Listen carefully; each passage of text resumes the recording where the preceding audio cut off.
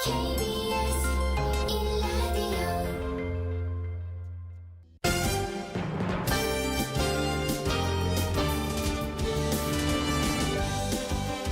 1라디오 KBS 1라디오 신사원의 오늘 세계는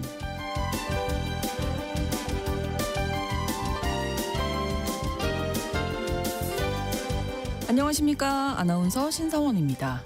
자유로운 시장과 사유재산권을 핵심 가치로 여기는 미국이 중국식 사회주의를 닮아가고 있다, 이런 지적이 나오고, 더불어서 미국식 국가자본주의라는 용어까지 등장했습니다.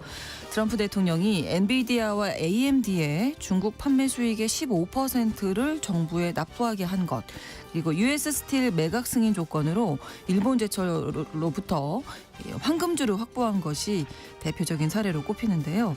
여기에 트럼프 행정부가 인텔 지분을 인수한다는 소식까지 전해지면서 우리나라의 삼성전자나 대만의 TSMC 같은 외국 기업에까지 똑같은 요구를 할 수 있다는 이야기까지 나오고 있습니다. 잠시 후 글로벌 경제에서 관련된 자세한 내용 짚어보겠습니다.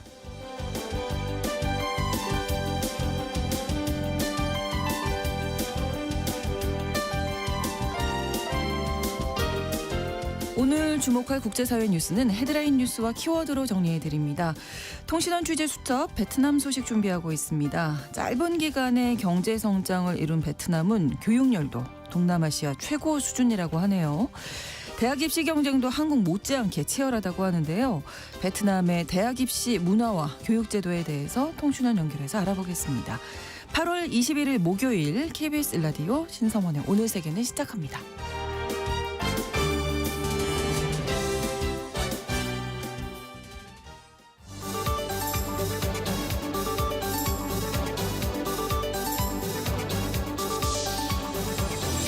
오늘 세계는 헤드라인 뉴스.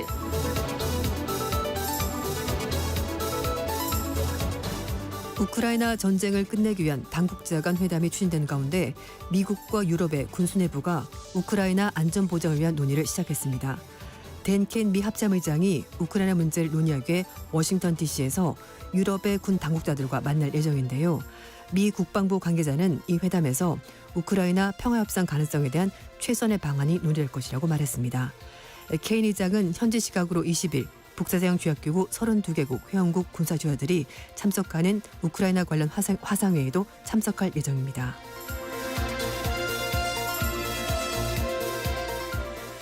중국과 인도가 2020년 국경지대에서 유혈 충돌을 빚은 지 5년 만에 관계 개선에 합의했습니다.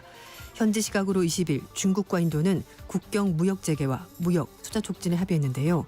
양국의 국경 문제는 2020년 인도 북부 라다크 인근 국경에서 무력 충돌로 양국군이 수명이 숨진 후 중단됐습니다. 양국은 이번 합의로 월 500편에 달하던 직항 여객기 운항도 5년 만에 재개하고 상호 관광객과 기업인, 언론인, 기타 방문객들에 대한 비자 발급 절차도 완화했습니다. 오랜 국경 분쟁으로 점쟁이가 치른 앙숙이지만 미국발 관세 전쟁 앞에서 손을 잡았다는 분석입니다.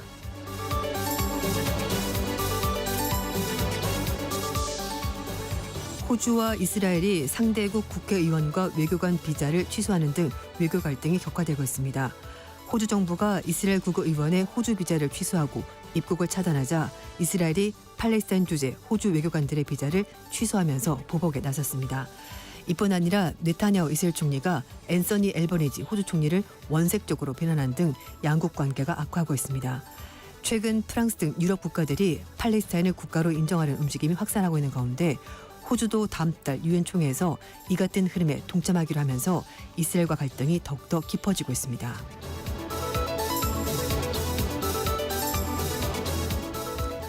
한일 정부가 양국 젊은이들이 상대 나라에서 일하면서 장기 체류할 수 있는 워킹 홀리데이 비자를 2회까지 취득할 수 있도록 확대하기로 했습니다. 기존 유례였던 워킹 홀리데이 비자를 올 가을부터 한 번 더 취득할 수 있도록 해서 한일 양국 간 인적 교류와 경제 연계를 강화한다는 방침입니다. 한일 간 워킹 홀리데이 제도는 1998년 오부치 게이조 당시 총리와 김대중 전 대통령이 한일 공동선을 체결해서 상호 도입한 것입니다.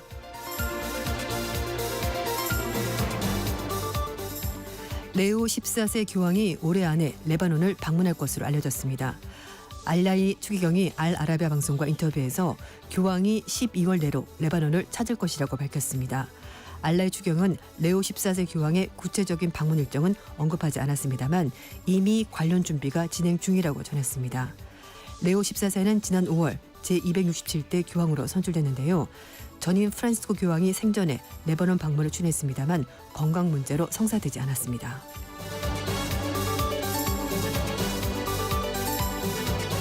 오늘의 헤드라인 뉴스 외신캐스터 조윤주 씨가 전해주셨습니다. 이번에는 키워드로 정리한 국제사회 소식 살펴봅니다. 첫 번째 키워드 지킬 앤 하이드네요. 네. 다 아는 소설이고 아는 뮤지컬이고 그런 작품인데요. 이게 인간의 이중성과 선악 갈등을 상징적으로 표현한 작품이고 지킬 박사가 악의 인격인 하이드로 변하면서 벌어지는 여러 가지 비극을 표현한 작품인데요. 지금 러시아가 하는 행동이 마치 지킬 앤 하이드 같습니다. 트럼프 대통령 만나서 마치 우크라이나 전쟁을 바로 끝낼 것처럼 그렇게 행동을 하고 네. 심지어 젤렌스키 우크라이나 대통령도 조만간에 만날 것 같다는 분위기가 나오고 있는데요. 그러나 이와 동시에 우크라이나 동부 지역에 대해서 드론을 동원한 대규모 공습을 가하고있습니다. 우크라이나 측은 이번 공격이 푸틴 러시아 대통령이 평화를 원하지 않는다는 신호를 보여주는 것이라면서 강력히 비판하고 있고요. 트럼프 대통령도 푸틴이 종전 합의를 원하지 않을 수도 있을 것 같다라고 말했습니다. 19일 로이터 통신 보도에 따르면 러시아군이 우크라이나에 270대 드론과 10여 발의 미사일을 발사했다고 하는데요. 우크라이나 공군이 이 중에서 230대 드론은 요격했지만 16곳은 타격을 입었다고 밝혔습니다. 네.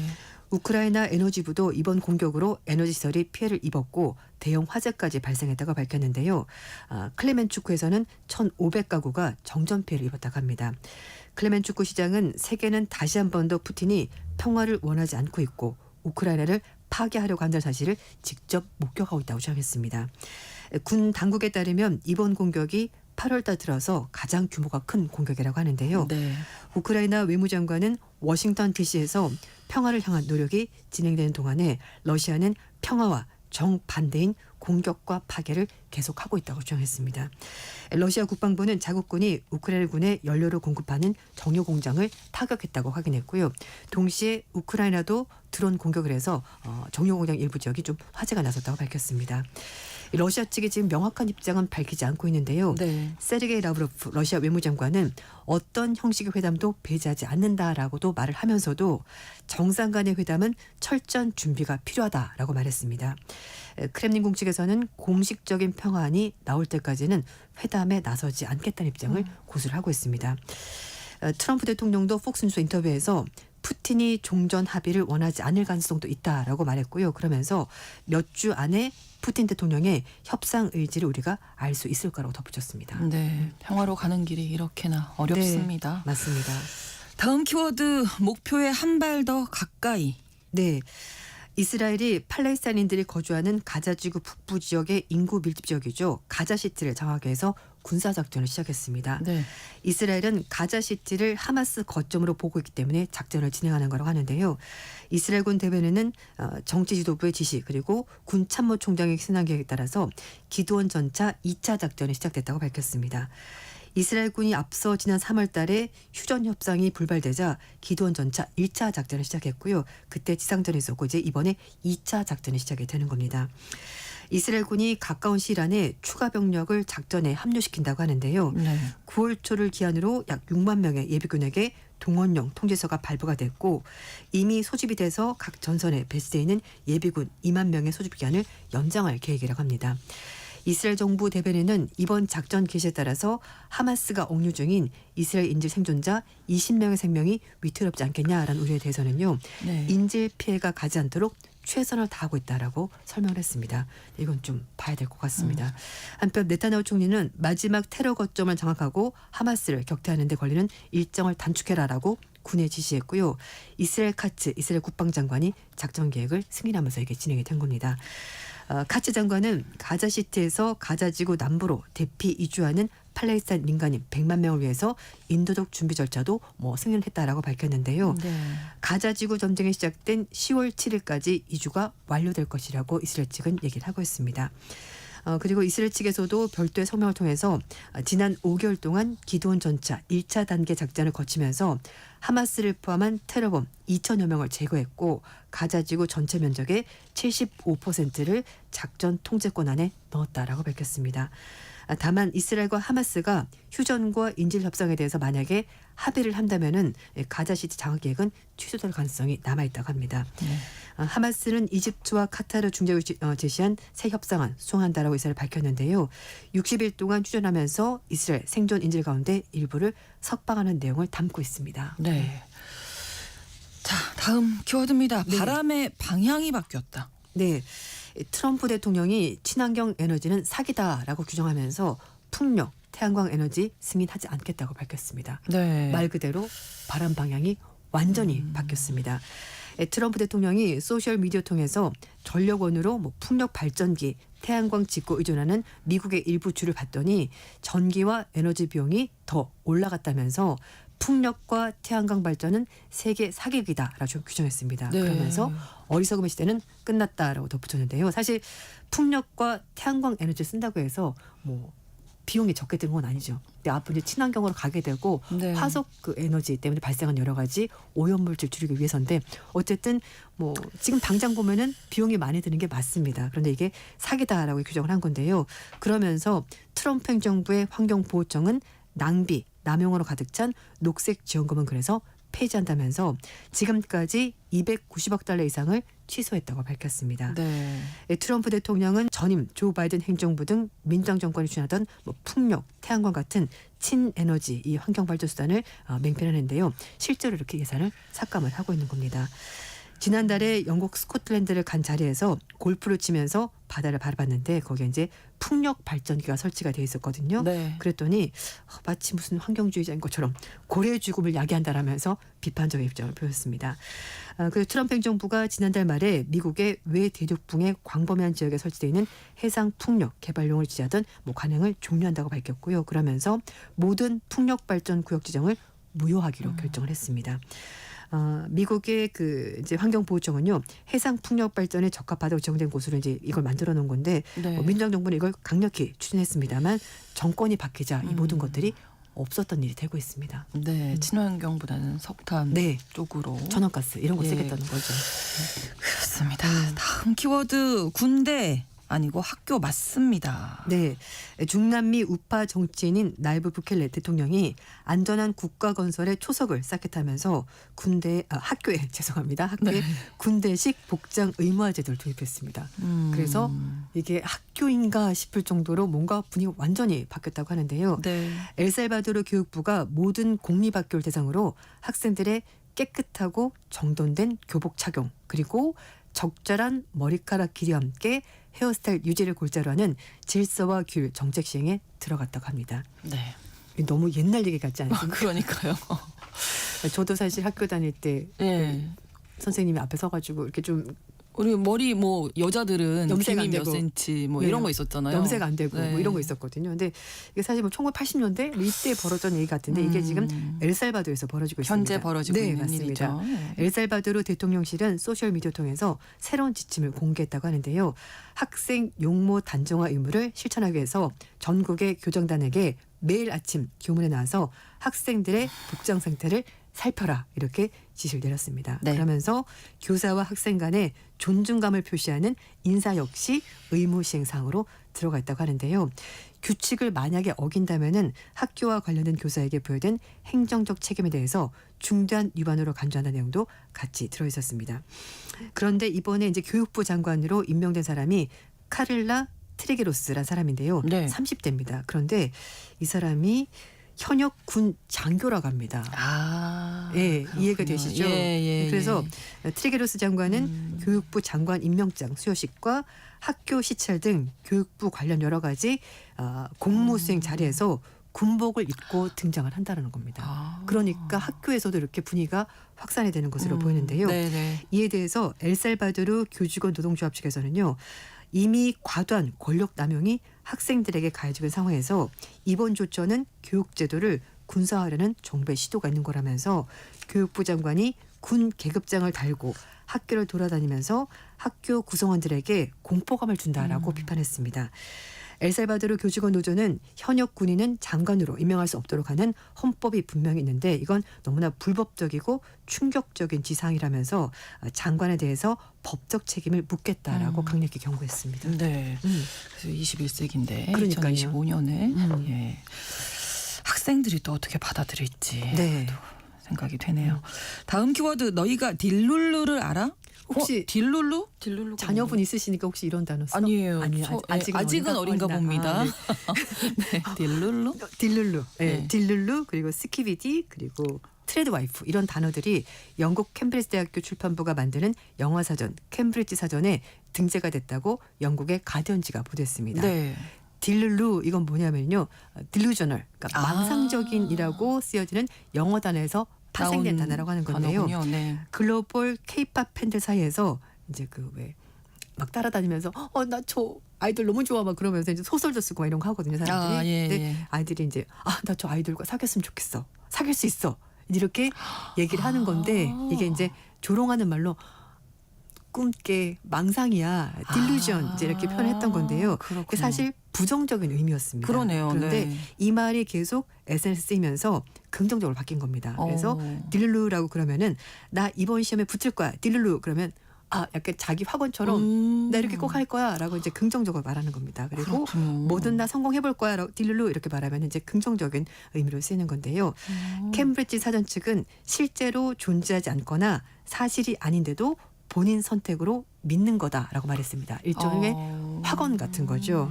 그리고 스키비디는 유튜브와 틱톡에서 유행한 애니메이션 그 스키비디 톨에서 나온 단어라고 하는데요. 이건 의미가 있는 건 아니고요. 그냥 약간 취임새처럼 쿨 약간 이런 뜻이 되는 겁니다. 그래서 네. What the skibidi are you doing? 이렇게 물으면 너 도대체 뭐 하는 거야? 이제 이렇게 약간 취임새처럼 들어가는 단어고요. 그렇군요. 그리고 트레드 와이프는 무슨 트레디셔널 와이프 네. 뭐예요?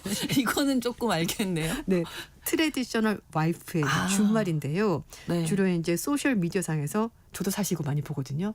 딱 퇴근을 했어요. 근데 순식간에 막 부엌을 싹 다 치우고 음식을 딱 깨끗하게 차려가지고 탁 하는 그런 모습.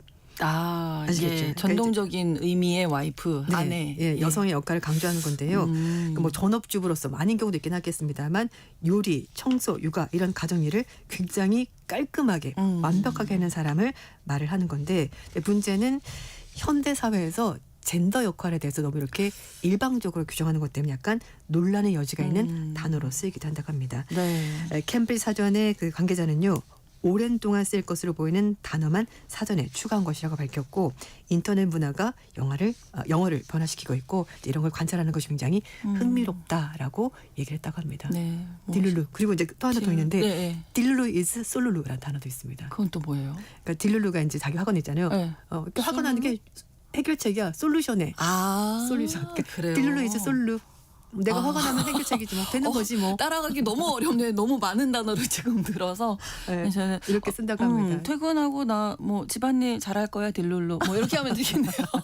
잘할 거야 이렇게. 아니면 막 나 이번 달에 5kg 뺄 거야 딜룰루. 뭐 이런 거 되겠죠? 알겠습니다. 네. 또 배워갑니다 이렇게. 네. 자 다음 키워드 집안으로 들어온 공포. 예, 이건 좀 무서운 소식이어가지고 그 뇌를 먹는 아메바로 불리는 파울러 자유 아메바가 예. 호주 현지 수돗물에서 발견됐다고 합니다. 브리즈번에서 서쪽으로 750km 떨어진 작은 도시인데요. 오거셀라와 샤르빌에 있는 마을 용수에서 파울러 자유 아메바가 검출이 됐습니다. 그 지금 이제 퀸즐랜드 보건부가 이제 수질 검사를 하고 있다고 하는데요. 네. 파울러 자유 아메바는 단세포 원생 생물이고 섭씨 25도에서 40도 따뜻한 담수에서 주로 증식을 하는데요. 그래서 강이나 연못, 호수, 온천에 서식하기 때문에 혹시 여기서 수영하다가 잘못해서 물을 마시게 되면 이게 체내로 들어오게 되는데요. 네. 문제는 이 아메바가 몸 안으로 들어오게 되면은 아메바성 뇌 수막염을 일으키는데요. 초기에는 두통, 발열, 메스꺼움, 구토 증상이 나타나고 네. 5일 뒤에 혼수 상태에 빠지고 대부분 일주일 안에 사망한다고 합니다. 굉장히 그렇네요. 무섭습니다. 그래서 네. 특히 이렇게 식수에서 검출된 경우가 굉장히 드물다고 하는데요. 네. 감염은 주로 수영이나 다이빙처럼 코로 물이 들어가는 상황에서 발생할 수 있다고 합니다. 특히 이제 이 아메바가 뇌 조직을 파괴하기 때문에 뇌 먹는 아메바라는 별명을 가지고 있는데요. 네. 감염 자체는 좀 드물긴 합니다. 그런데 말씀드린 것처럼 치사율이 높지 않습니까? 네. 거기다가 지금 치료제가 없기 때문에 굉장히 위험한데요. 치사율이 97%까지 올라갈 수 있다고 합니다. 네. 그래서 뭐 단순히 오염된 물을 마시거나 세탁하는 것으로는 발병되지 않는다고 하는데요. 그래도 조심할 필요가 있고 그래서 이 지역 주민들에게 퀸즐랜드 보건당국이 목욕하거나 세안할 때 코에 물이 들어가지 않도록 주의해달라라고 당부했고요.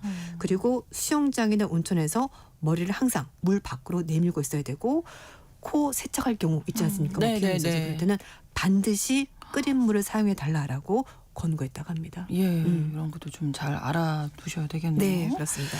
다음 키워드 2주 후에 만나요. 2주에 만날까요? 예, 우리는 거의 매일 만나는 사이라.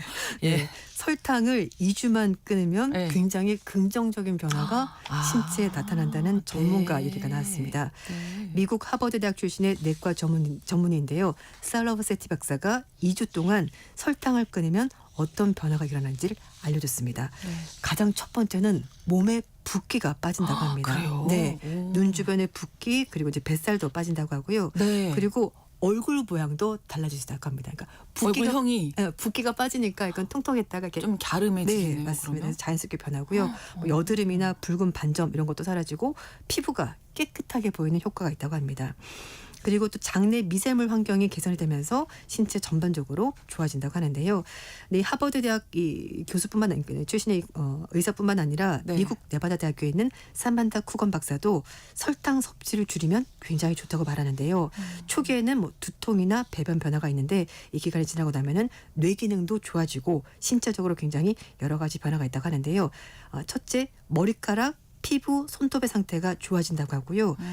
잠을 잘 잔다고 합니다. 아, 그리고 네네. 뭐 당뇨병, 심장병 이런 여러 가지 병 발병률도 낮출 수 있다고 하니까 2주만 한번 끊어볼까? 예. 이런 생각이 살짝 들기도 합니다. 사실 현대인들이 어린 아이들도 그렇고 네. 당이나 단맛에 많이 길들여져 그렇죠. 있다고 하잖아요. 또 알게 모르게 많이 먹죠. 많이 그리고 먹게 돼요. 네. 예. 제가 한번 해볼까요? 예, 네. 그 결과를 좀 알려주시면 저도 따라해보겠습니다. 일단 한번 해보겠습니다. 네, 드라이뉴스와 키워드 외신캐스터 조윤주 씨와 함께했습니다. 고맙습니다. 네, 감사합니다. KBS 라디오 신성원의 오늘 세계는 1부 마무리하겠습니다. 11시 30분부터 일부 지역에서는 해당 지역 방송 보내드립니다. 파일럿 매직 함께 듣겠습니다.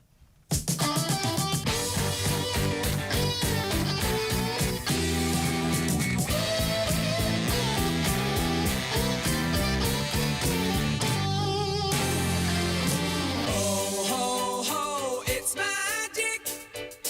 You know, never believe it's not so. It's magic. You know, never believe it's not so. Never been awake, never seen a day break. Leaning on my pillow in the morning.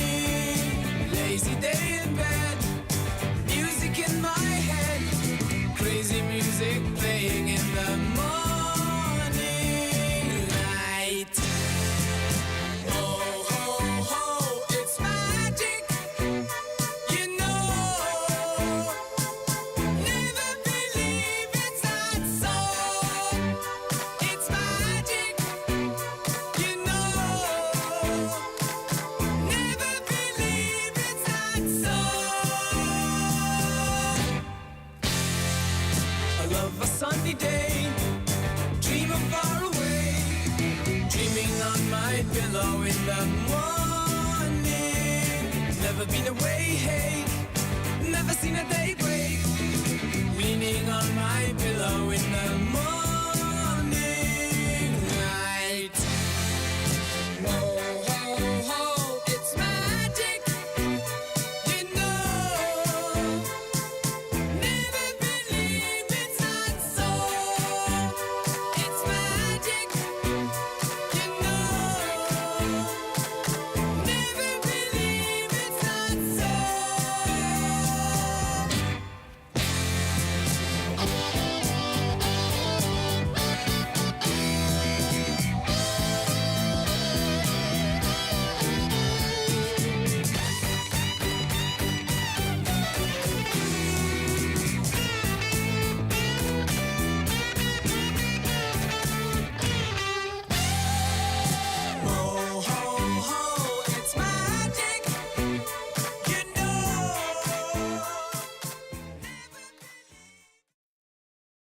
지금 시각은 11시 30분입니다. KBS Ladies and gentlemen. 국제사회의 다양한 뉴스를 한눈에 KBS 1라디오 신성원의 오늘 세계는 세계를 바로 보는 최소한의 투자입니다.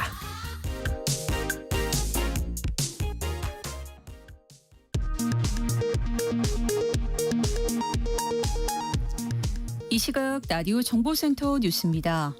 오는 23일 취임 후 첫 일본 방문을 앞둔 이재명 대통령이 일본 요미우리 신문과의 인터뷰에서 일본은 매우 중요한 존재라면서 위안부 문제 등과 관련해 과거 한일 양국이 맺은 합의를 뒤집는 것은 바람직하지 않다는 뜻을 밝혔습니다. 이재명 대통령은 요미우리 신문과의 인터뷰에서 북핵 정책과 관련해 1단계는 핵과 미사일에 대한 동결, 2단계는 축소, 3단계는 비핵화라고 말했습니다. 8월 임시국회 첫 본회의가 열린 오늘 방송문화진흥회법 개정안이 더불어민주당 주도로 국회 본회의를 통과했습니다. 이어 방송 3법 중 마지막 법안인 EBS법 개정안이 본회의에 상정됐습니다. 여야는 즉각 무제한 토론에 돌입했습니다. 더불어민주당이 검찰 수사와 기소권을 분리하는 내용의 정보조직법 개정안을 다음 달 26일 본회의에서 처리할 예정입니다. 김건희 여사가 오늘 구속 후 세 번째 특검 조사를 받습니다. 오늘 조사에서는 건진 법사와 통일교 청탁 의혹에 관한 신문이 이뤄질 것으로 알려졌습니다. 정부가 오는 9월부터 11월까지 카드 사용액의 일정 금액을 환급해주는 상생 페이백 사업을 실시합니다. 이 기간 월별 카드 소비액이 지난해 월 평균 카드 소비액보다 많으면 3개월간 최대 30만 원을 환급해주는 내용입니다. 폭염과 폭우로 농산물 가격이 오르면서 생산자 물가가 2달 연속 올랐습니다. 한국은행은 7월 생산자 물가지수가 전월 대비 0.4% 상승했다고 발표했습니다. 지금까지 라디오 정보센터 뉴스 정한나였습니다.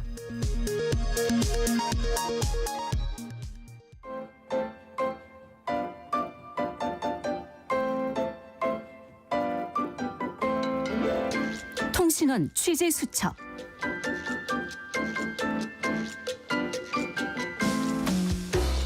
통신원 취재 수첩, 오늘은 베트남 하노이 주영화 통신원 연결하겠습니다. 안녕하세요.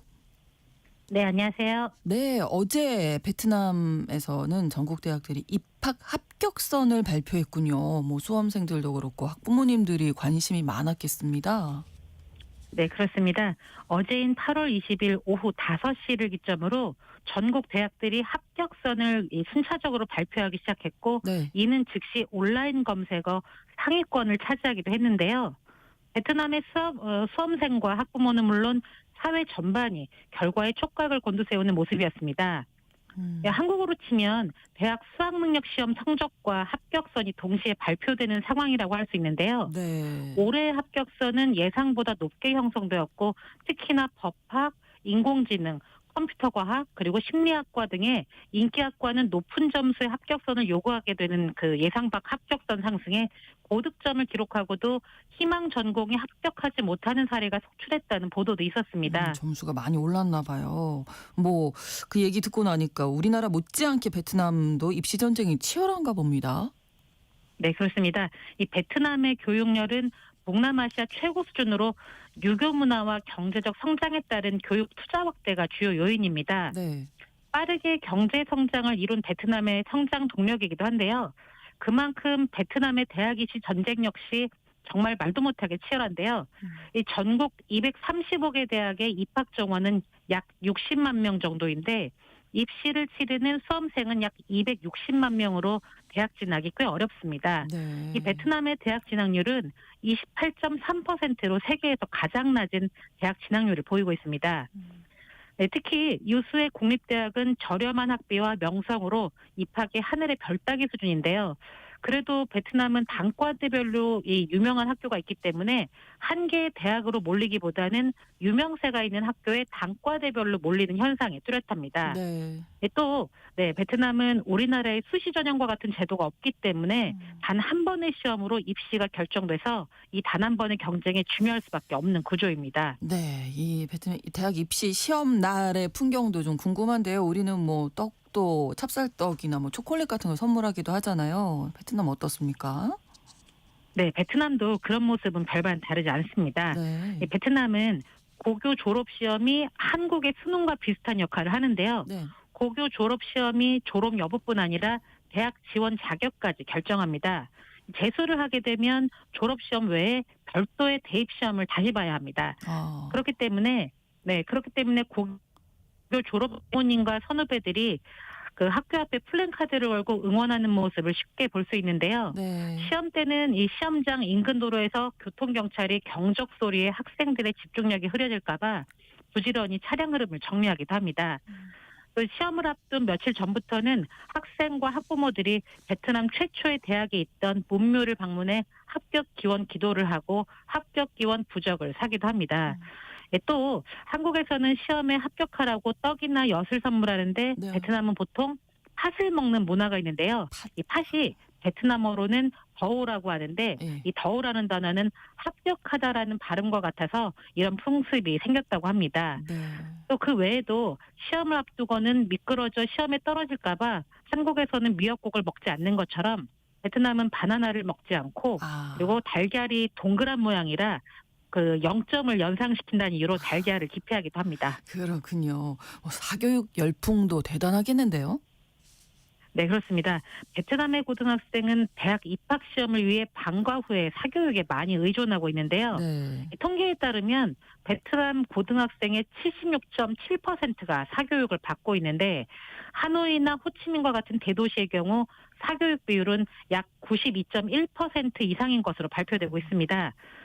네, 최근 베트남은 이러한 교육 열풍의 가장 심각한 부작용 중 하나로 불법 과외가 이 사회 문제로 대두되고 있기도 한데요. 네. 약 500명의 학생이 협소한 시설 속에서 불법 과외를 받아 적발돼서 논란을 가져온 사건도 있었습니다. 네. 베트남 학제는 어떻게 돼 있나요? 우리는 뭐 초등학교 6년이고 중학교 3년, 고등학교 3년 뭐 이렇게 진학을 하게 되잖아요. 베트남 어떻습니까? 네, 베트남은 한국과는 좀 다른데요. 네. 베트남은 초등학교 5년, 중학교 4년, 고등학교 3년으로 나뉘는데요. 네. 네, 한국은 8살에 초등학교 입학을 하지만 베트남의 경우는 6살에 초등학교에 입학하게 됩니다.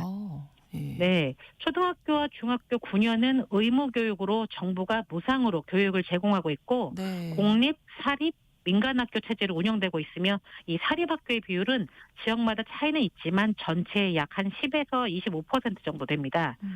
또 한국과 다른 점으로는 한국은 새학기가 3월에 시작되는 데 반해서 네. 베트남은 8월 말과 9월 초에 새학기가 시작되고 겨울방학은 설날을 기준으로 약 2주 정도밖에 되지 않는 반면에 네. 여름방학은 6월 초부터 8월 말까지 약 3개월가량으로 지역 사정에 따라서는 2개월로 축소 운영되는 경우도 있긴 합니다. 네, 이제 새학기 준비가 슬슬 시작되겠네요. 오늘 베트남 교육제도에 대해서 자세히 설명해 주셨어요. 고맙습니다. 네, 감사합니다. 베트남 하노이에서 주영아 통신원이었습니다.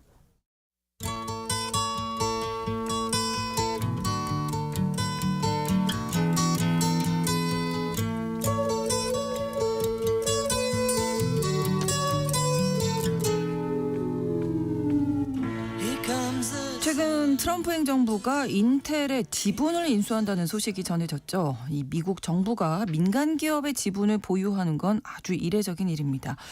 트럼프 2기 행정부 들어서 기업 통제와 시장 개입이 늘면서 미국이 중국식 사회주의를 닮아가고 있다. 이런 비판이 나오기도 하는데요. 오늘 글로벌 경제 시간 인텔의 지분 인수를 두고 벌어진 논란에 대해서 짚어드리겠습니다. 3프로TV 언더스탠딩 김상훈 기자와 함께합니다. 어서 오세요. 네, 안녕하세요. 자, 미국 정부가 인텔의 지분을 왜 사겠다고 하는 건가요? 네. 최근 외신 보도로 전해지면서 조금 떠들썩한 이슈인데 네. 엊그제 하워드 러트닉 미국 상무장관이 CNBC와의 인터뷰에서 공식화를 했습니다. 인텔의 지분을 인수하는 이유를 이렇게 설명하는데요. 국가안보 차원에서 반도체를 스스로 만들어야 한다. TSMC의 공장이 있는 대만은 미국에서 9,500마일 떨어져 멀죠. 있는데 네. 중국과는 불과 80마일 거리밖에 안 된다. 최첨단 칩의 99%를 대만이 만드는데 이런 상황을 그대로 둘 수는 없다. 그래서 미국 내에서 칩을 생산할 수 있는 인프라와 경제적 역량을 갖춰야 한다. 그래서 그 역할을 인텔에게 맡기겠다고 하는 겁니다. 네. 문제는 한때 반도체 산업의 왕자에 있었던 인텔이긴 합니다만 지금은 극심한 경영난을 겪고 있죠. 그래서 최첨단 칩을 만드는 게 파운드리라고 하는 공장이잖아요. 네. 2022년에 오하이오주에 공장을 지으려고 했습니다만 경영난 때문에 완공 시기를 2030년까지 미뤘어요. 당시 시작된 적자 행진이 올해 2분기까지 이어지고 있고요. 네. 누적 손실만 해서 196억 달러, 우리 돈으로 치면 27조 원에 달하는데요. 그래서 지난해에는 15,000명 정도 구조조정을 했고 올해는 2만 명을 감축할 계획까지 세워놓고 있습니다. 네. 이것 때문에 바이든 행정부에서 칩스법이라고 하는 걸 만들어서 인텔에 100억 달러 규모의 보조금을 주려고 했던 겁니다. 그래서 빨리 파운드리 공장을 만들어라 이런 건데요. 트럼프 행정부는 여기서 한 발자국 더 나가서 아예 지분 10%를 인수하겠다 이렇게 나선 겁니다. 정부가 나선 거니까 이제 세금을 들여서 어떻게 보면 민간 기업 지분을 사겠다 이런 거잖아요. 상식적으로 보면 그렇게 돼야 네, 될 것 네. 같은데 사실 민간 기업의 주식을 사는 건 투자 행위라고 할 수 있잖아요. 그렇죠. 투자라고 하는 거는 리스크를 짊어지는 거고 그렇죠. 그리고 정부는 사실 이런 것들을 하기가 쉽지 않은데 국민의 세금이기 때문에 그렇습니다. 아무리 트럼프 행정부가 제 멋대로라고 하지만 국민 세금으로 민간 기업 주식을 사는 건 사실 법률적으로 굉장히 어렵습니다. 세금을 쓰는 것에 대한 권한은 대부분의 나라가 의회에 있기 때문에 그런 그렇죠. 거예요. 미국도 마찬가지고요. 네. 그래서 아주 예외적인 경우에만 의회 승인 없이 가능한데 예를 들면 2008년 글로벌 금융위기 당시에 미국 재무부와 연준이 AIG라고 하는 보험사에 1,820억 달러의 구제의 금융이라고 하는 걸 해준 적이 있습니다. 네. 그리고 지분 79.9%를 확보를 했는데요. 당시 시티그룹도 마찬가지였고요. 2009년엔 제너럴 모터스라고 하는 그 자동차 브랜드가 파산 보호 신청을 하면서 미국 정부가 500억 달러 정도를 투입하거든요. 이때도 지분 60%를 보유한 적이 있습니다. 네. 이렇게 위기가 터지면 금융시장과 산업 기반의 붕괴를 막기 위해서 기업에 돈을 넣고 이를 대가로 경영권을 휘두를 수 있는 지분을 확보를 하는 건데 네. 뭐 당연히 우리나라도 그런 방식을 많이 쓰기도 하죠. 그렇죠. 그래서 위기를 벗어난 뒤에는 당연히 지분을 팔아야 되는 건데 예외적인 경우가 또 있기는 합니다. 국가 비상사태법이라고 하는 것처럼 의회 승인 없이도 대통령이 지원할 수 있는 방법이 있기는 한데 네. 그게 바로 전시라고 네. 하는 겁니다. 제2차 세계대전 당시에 GM이나 포드, 크라이슬러 같은 민간 자동차 기업도 전시 체제에 동원되기도 했고 뭐 석탄 광산, 그다음에 철도, 제철소 이런 것들도 국유화하는 방식으로 운영을 하기도 했어요. 당연히 여기에 세금이 쓰였겠죠. 그렇죠. 근데 지금을 금융위기라고 할 수도 없고 그렇죠. 사실 뭐 트럼프 행정부는 달리 생각할 수 있긴 합니다만 전시 체제라고 할 수도 없잖아요. 그래서 세금을 써가면서까지 인텔의 주식을 살 수는 없는 겁니다. 자, 그러면 지분을 어떻게 확보를 할 수 있을까요? 여기서 트럼프 행정부의 상식을 벗어나는 접근법이 또 나오는데요. 네. 세금으로 인텔의 주식을 사겠다는 게 아니고 네. 칩스법을 근거로 해서 인텔에 100억 달러의 보조금을 준다라고 말씀을 드렸잖아요. 네. 사실 보조금이라고 하는 게 여러 조건을 맞추면 그만큼의 돈을 줄 테니 우리나라 와서 공장을 지어라라고 하는 일종의 유도책 같은 거잖아요. 그렇죠. 뭐 중국을 비롯해서 우리나라, 뭐 유럽 많은 나라들이 쓰는 방법이긴 한데 네. 그래서 인텔뿐만 아니라 우리나라 삼성, 대만의 TSMC도 미국에 공장을 짓겠다고 발표를 하기도 했었죠. 네. 근데 트럼프 행정부가 보기엔 이 돈이 공짜로 퍼주는 거다.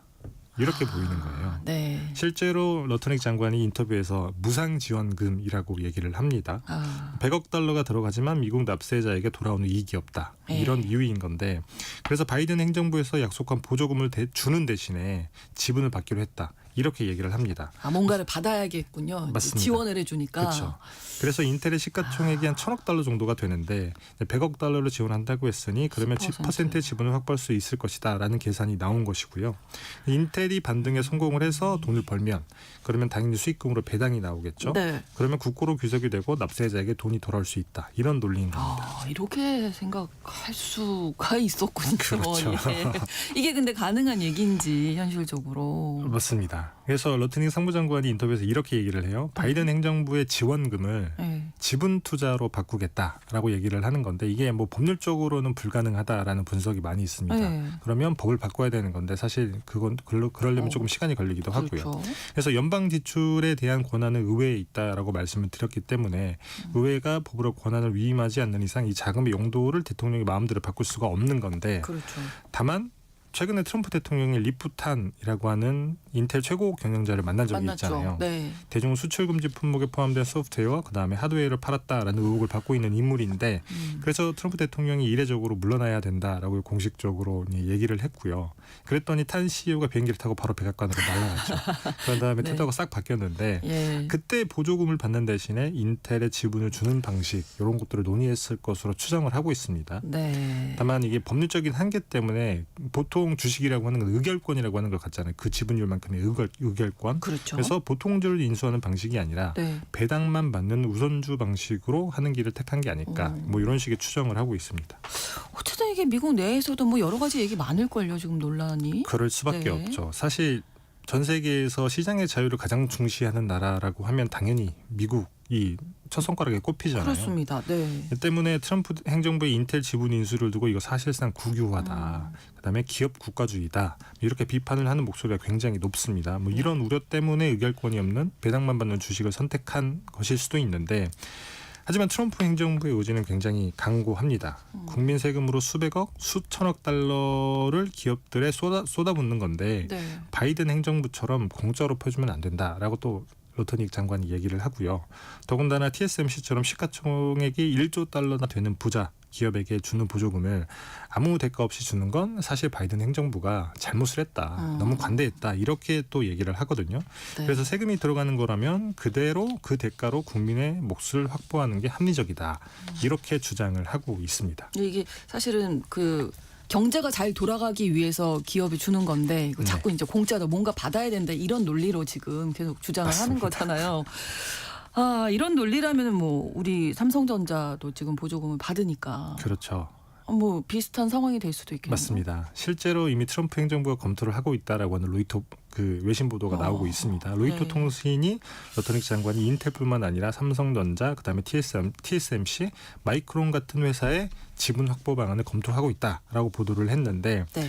트럼프 대통령 취임 전인 지난해 말에 삼성전자도 칩스법에 따라서 한 47억 달러 정도 보조금을 받기로 했죠. 네. TSMC는 66억 달러, 마이크론도 62억 달러. 이만큼의 어떤 대가를 지불을 해야 되는 건데 사실 삼성전자 입장에서 매우 황당한 일일 수밖에 없기는 합니다.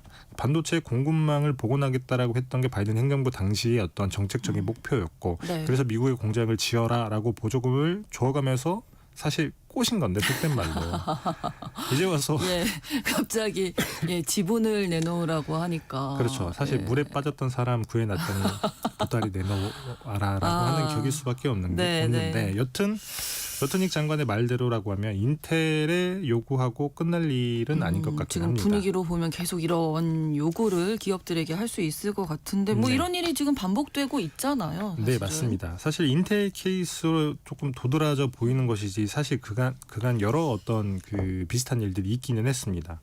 미국과 중국이 지금 관세를 두고 줄다리기를 한창 하고 있잖아요. 네. 중국은 히토류 수출을 뭐 잠갔다가 풀었고 그다음에 미국도 엔비디아의 H20라고 하는 중국 시장용 AI용 반도체 수출을 막았다가 다시 풀었는데 근데 이 과정에서 미국 정부가 엔비디아에 굉장히 황당한 요구를 합니다. 수출을 허가하는 조건으로 중국의 반도체를 팔아서 벌어들인 돈의 20%를 정부에 내놔라. 네. 이것도 사실 엔비디아도 굉장히 황당했겠죠. 그렇죠. 황당해도 어쩔 수 없이 뭐 따라가야 될 텐데 그래서 지금은 15% 정도로 협상을 하고 있다 이렇게 알려져 있는데 네. 트럼프 행정부 입장은 이런 거예요. 관세를 풀어주는 게 특혜다. 그렇기 때문에 그만큼의 대가를 지불해라. 이렇게 얘기를 하고 있는 겁니다. 네. 기업 입장에서는 할 말이 참 많을 텐데 맞습니다. 예, 그게 좀 어려운 거고요. 이게 반도체 산업에서만 있는 일은 또 아니겠죠. 맞습니다. 반도체 산업에만 국한된 얘기가 아니라 히토류를 생산하는 MP 머티리얼즈라고 하는 미국 기업이 있습니다. 네. 사실 중국이 히토류 공급망을 장악하기 이전에는 전 세계에서 히토류를 가장 많이 생산하는 나라가 미국이었거든요. 캘리포니아의 마운틴 패스라고 하는 광산이 있는데 전 세계에서 가장 큰 히토류 광산이기도 했어요. 네. 하지만 중국이 공급망을 장악하고 난 뒤에 급속하게 쇠퇴를 했겠죠. 그렇죠. MP 머티리얼즈라고 하는 회사는 2017년에 이 마운틴 패스라고 하는 광산을 인수한 기업이에요. 그래서 네. 미국 내에서는 유일하게 히토류를 채굴하고 가공하는 시설을 보유한 기업인데 미국 국방부가 최근에 이 MP 머티리얼즈에 4억 달러 정도를 투자를 하고 15%의 우선주를 취득을 했습니다. 어. MP 모터리얼즈가 생산하는 히토류랑 그다음에 네오디뮴 연구 자석을 10년간 구매하겠다라고 하는 계약을 맺었는데 네. 이 안정적으로 계약을 이행하기 위해서는 사실 경영 통제가 필요하고 더욱이 안보, 그다음에 군사와 직결된 군수 물품의 그 보급 영역이기 때문에 직접 인수가 가능했던 건데 어쨌든 우선주이긴 하지만 최대 주주가 된 거거든요. 네. 이 역시 사실 미국에서 전례가 없다라는 그때 지적을 받기도 했고요. 그래서 월스트저널 같은 경우에는 중국식 사유주의를 닮아가고 있다 이렇게 비판하고 있기도 합니다. 비슷한 사례가 또 있죠. 또 있습니다. 많이 더 있는데요. 그러네요. 사실 저도 한번 전해드렸던 소식 같은데 US 스틸 일본 제철이 네. 미국 철강 산업의 상징이라고 할 수 있는 US 스틸을 인수하면서 논란이 일었던 적이 있잖아요. 예. 당시 트럼프 대통령이 인수는 허락하되 미국 정부가 황금주를 보유해서 공장의 해외 이전과 같은 의사결정을 좌지우지할 수 있는 거부권을 확보한 적이 있습니다. 네. 그래서 반도체나 히토류, 그다음에 철강 같은 안보와 직결된 기간 산업을 어떻게 보면 미국 정부 트럼프 행정부가 어떤 통제권을 확보를 하고 강화를 하고 있는 건데 네. 이게 중국과 닮았다는 평가가 나오고 있는 겁니다. 황금주가 왜 중국식인 거예요? 사실 원래 주식시장이라고 하는 게 예. 지분을 많이 보유한 주주가 경영권을 행사를 하고 입김이 그렇죠. 센 게 어떻게 보면 자본주의 원칙 같은 거잖아요. 네. 물론 미국에는 차등 의결권이라고 하는 제도가 있어서 지분이 적은 창업자가 더 많은 의결권을 행사할 수 있는 이런 제도가 있기는 합니다만 여튼 원칙 자체는 지분을 많이 가진 사람이 의사결정을 행사한다. 이게 자본주의 원칙, 주식시장의 원칙인데 그렇습니다. 그래서 황금주라고 하는 거는 사실 시장에서 많이 비껴나 있는 제도라고 하는 게 네. 한 주 혹은 1%의 주식 가지고 의사결정을 좌우할 수 있다고 하는 그러니까요. 거잖아요. 예. 사실 원래 황금주라고 하는 거는 영국의 대처 정부에서 많이 썼던 방법입니다. 아. 대처 정부라고 하는 거는 민영화라고 우리가 많이 알고들 있잖아요. 네. 그래서 그때 당시에 뭐 구조 조정을 하면서 철강이나 항공, 석유, 통신, 에너지 같은 주요 국영 기업들을 민영화를 하는데 예. 근데 이때 민영화를 하면서 당연히 걱정이 될 수밖에 없잖아요. 그렇죠. 그 민영화를 했는데 이거 국가 기관 산업이고 이 국가 기관 산업이 예를 들면 돈이 많은 외국 자본에 넘어가는 순간 어떻게 보면 전기 요금이 오르고 혹은 어떤 그 사회 요금 많은 요금들이 오를 수 있기 때문에 그런 곤란을